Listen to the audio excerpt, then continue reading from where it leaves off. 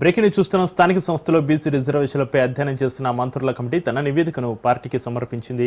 Deputy CM బట్టి నేతృత్వంలోని మంత్రుల కమిటీ దేశంలోని న్యాయ నిపుణుల అభిప్రాయాలు తీసుకుని 42% బీసీ రిజర్వేషన్లపై సాధ్యాసాధ్యాలను పరిశీలించి నివేదిక పొందుపరిచింది.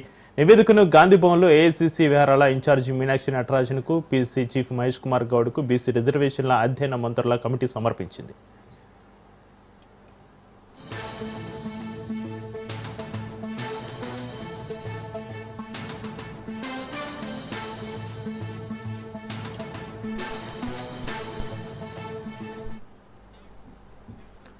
స్థానిక సంస్థలో బీసీ రిజర్వేషన్లపై అధ్యయనం చేస్తున్న మంత్రుల కమిటీ తన నివేదికను పార్టీకి సమర్పించింది. డిప్యూటీ సీఎం బట్టి నేతృత్వంలోని మంత్రుల కమిటీ దేశంలోని న్యాయ నిపుణుల అభిప్రాయాలు తీసుకుని 42% బీసీ రిజర్వేషన్లపై సాధ్యాసాధ్యాలను పరిశీలించి నివేదిక పొందుపరిచింది. ఇక ఈ నివేదికను గాంధీ భవన్లో ఏఐసీసీ వ్యవహారాల ఇన్ఛార్జి మీనాక్షి నటరాజన్కు, పీసీ చీఫ్ మహేష్ కుమార్ గౌడ్కు బీసీ రిజర్వేషన్ల అధ్యయన మంత్రుల కమిటీకి సమర్పించింది. ఈ నివేదిక సంబంధించి మరింత సమాచారాన్ని మా ప్రతినిధి రాజు ఫోన్లో అందిస్తారు. రాజు.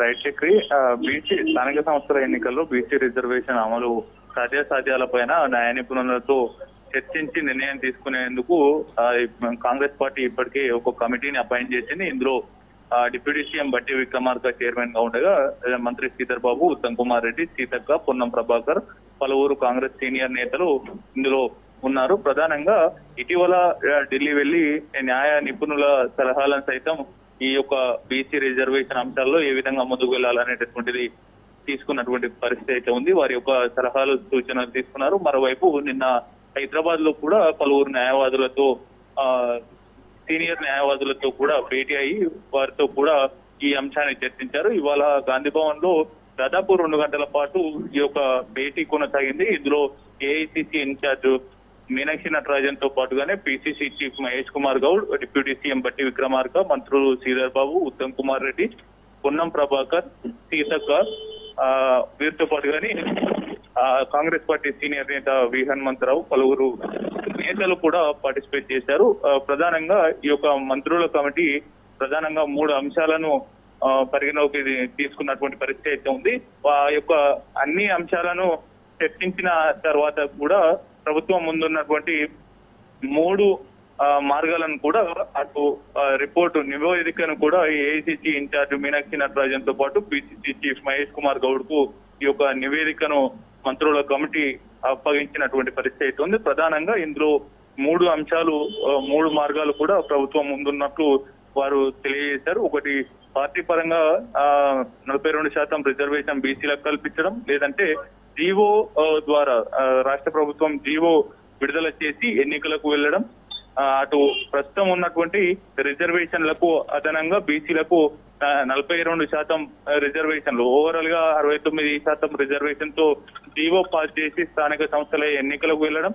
మరొకటి, ఈ యొక్క బిల్లులు ఆమోదింపజేసే విధంగా కూడా సుప్రీంకోర్టుకు వెళ్లి అటు తమిళనాడు రాష్ట్ర ప్రభుత్వం తరహాలో కూడా 90 రోజుల వ్యవధిలోనే బిల్లులను క్లియర్ చేయాలి అన్నటువంటి సుప్రీంకోర్టు ఇచ్చినటువంటి తీర్పు నేపథ్యంలో కూడా దాన్ని ఆధారంగా చేసుకొని న్యాయ పోరాటం చేయాలి అనేటువంటి ఒత్తిడి తేవాలి కేంద్రం పైన, ఇది న్యాయ పోరాటం చేయాలి అనేటటువంటి 3 మార్గాలను కూడా ప్రభుత్వానికి సూచించినటువంటి పరిస్థితి అయితే ఉంది. ఇందులో ప్రధానంగా కూడా ఈ నివేదికలో ఈ 3 మార్గాలను కూడా ప్రభుత్వానికి సూచనలు చేసినటువంటి పరిస్థితి అయితే కనిపిస్తా ఉంది. చక్రి.